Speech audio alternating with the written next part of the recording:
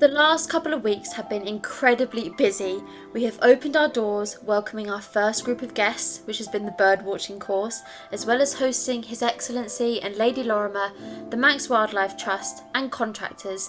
Thank you to all for their company and for leaving us with delicious food and drink. Despite it being busy, I have also found it grounding. The weather has finally improved, allowing us to spend time outdoors in nature.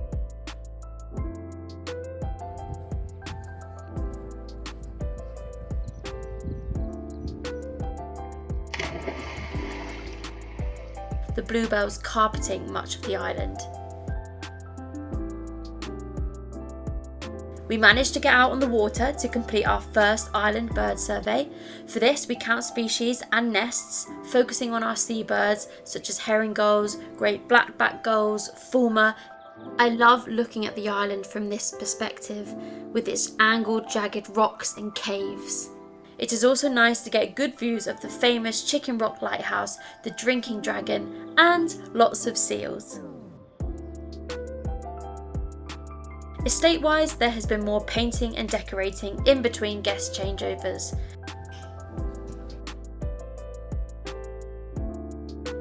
We have a flaking paint problem here, caused by dampness in the wall. And we're going to scrape the paint off, get the surface back to a consistent finish, prime it, undercoat it, and paint the top coat on.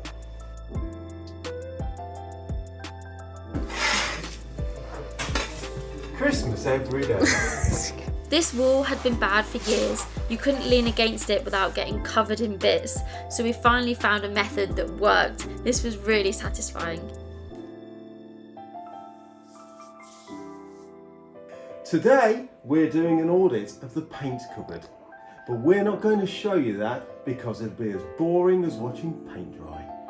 We also had an aggregate delivery. This is for repairs to our main harbour, South Harbour. We used the crane, which is hard work as you can see, but I promise I didn't let Mike do it all. We're then able to unload the bags from our supply boat.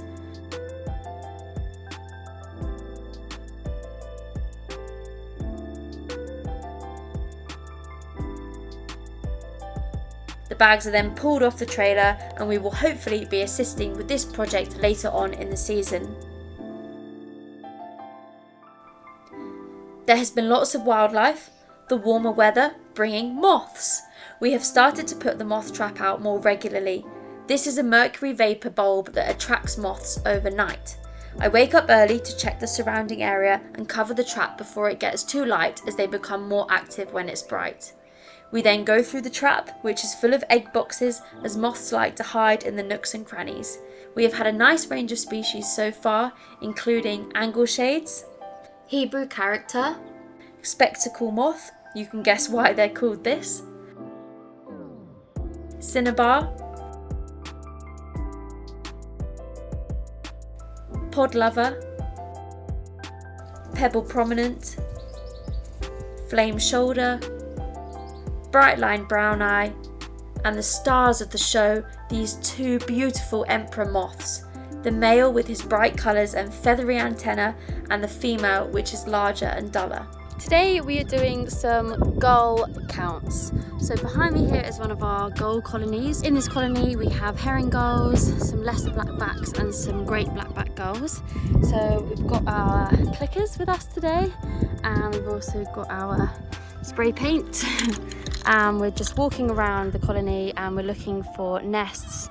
We're counting how many we find and we're marking them, seeing what stages they're at in terms of their nest building and also their egg laying. The breeding season is in full swing. We have also been monitoring our eider population. Eiders are sea ducks.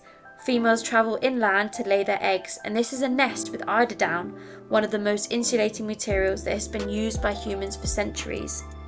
We have a healthy population here on the Calf and on the Isle of Man, but they are struggling elsewhere. Here are some very hungry hooded crow chicks. And our Manx shearwaters have returned, spending most of their life at sea. They only return to land to nest, where they then go underground, nesting in burrows. They aren't the most agile on land as they're suited to a life at sea. But the highlight was the Aurora borealis.